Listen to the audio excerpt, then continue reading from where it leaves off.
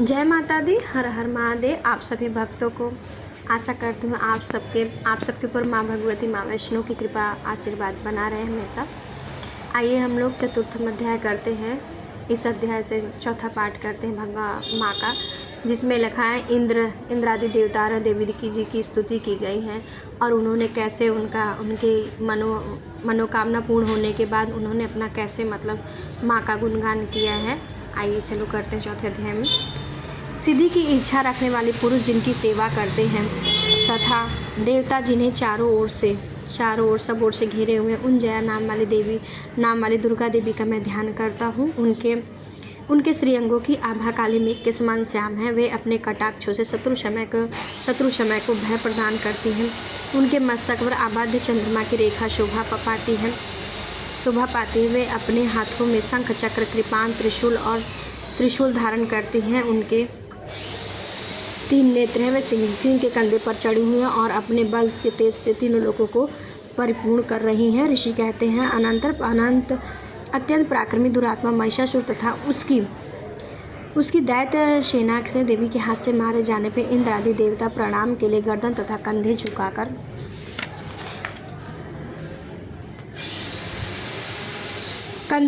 उन भगवती दुर्गा का उत्तम वचनों से स्वतन करने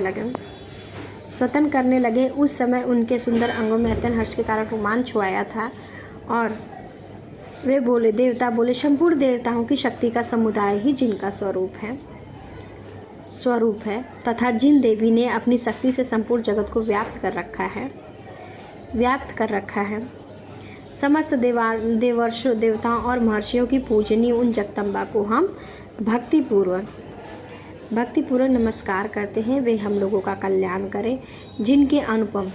जिनके अनुपम का प्रभाव बल का वर्णन करने में भगवान शेष नाम ब्रह्मा जी और महादेव भी समर्थ नहीं है। वे भगवती चंडिका संपूर्ण जगत का पालन एवं अशुभ भय का नाश करने का विचार करें।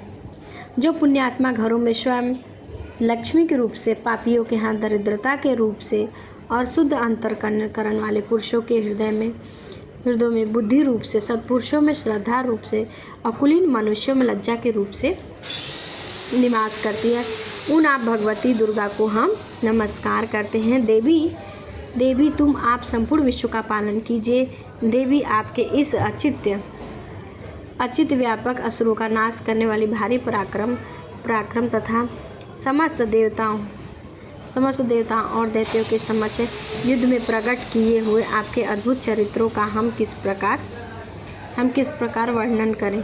आप संपूर्ण जगत की उत्पत्ति का कारण है। आप में तीनों गुणों सतोगुण, रजोगुण और तमोगुण, ये तीनों गुण मौजूद हैं, तो भी ये दोषों के साथ आपका संसर्ग नहीं जान पड़ता। भगवान विष्णु और महादेव आदि देवता भी आपका पार नहीं पाते। आप ही सबका आश्रय हो। यह समस्त जगत आपका ही अंशभूत है, क्योंकि आप सबकी आदिभूता अव्याकृता परा प्रकृति हो। देवी संपूर्ण यज्ञों में जिसके उच्चारण से सब देवता तृप्ति लाभ करते हैं वह स्वाहा भी आप ही हैं। इसके अतिरिक्त पितरों की भी तृप्ति का कारण आप ही हैं।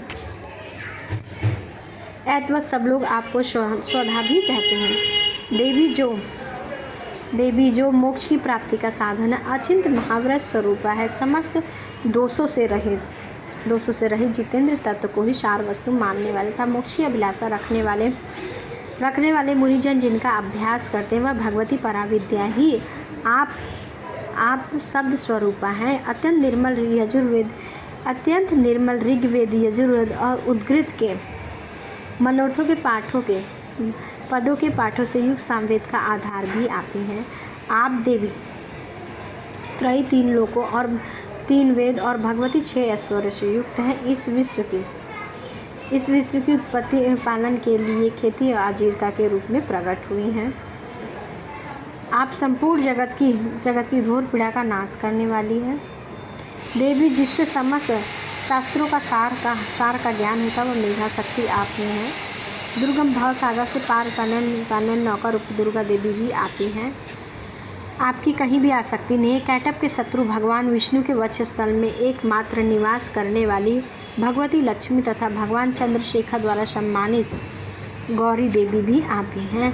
आपका मुख मंद मुस्कान से सुशोभित, निर्मल पूर्ण चंद्रमा के बिंब का अनुकरण करने वाला है और उत्तम स्वर्ण की मनोहर कांति कमनीय है। तो भी उसे देखकर महिषासुर को उसे क्रोध आया और उसने साहसपूर्ण उस पर प्रहार कर दिया। यह बड़े आश्चर्य की बात है।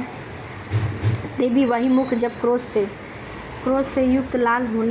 से युक्त होने पर उदय काल की भांति चंद्रमा की भांति लाल और तनी हुई भयंकर विकराल हो उठता है। तब उसे देखकर महिषासुर के प्राण तुरंत नहीं निकले। यह उससे भी बड़े आश्चर्य की बात है, क्योंकि क्रोध में भरे यमराज को देखकर भला कौन जीवित रह सकता है। देवी आप प्रसन्न हो और परमात्मा स्वरूप आपके प्रसन्न होने पर जगत का अभुद्य होता है तथा क्रोध में भर जाने पर आप तत्काल ही कितने ही कुलों का सर्वनाश कर डालती हैं। यह बात अभी अनुभव में आई है, क्योंकि महिषासुर की विशाल सेना क्षण भर में आपके कोप से नष्ट हो गई है।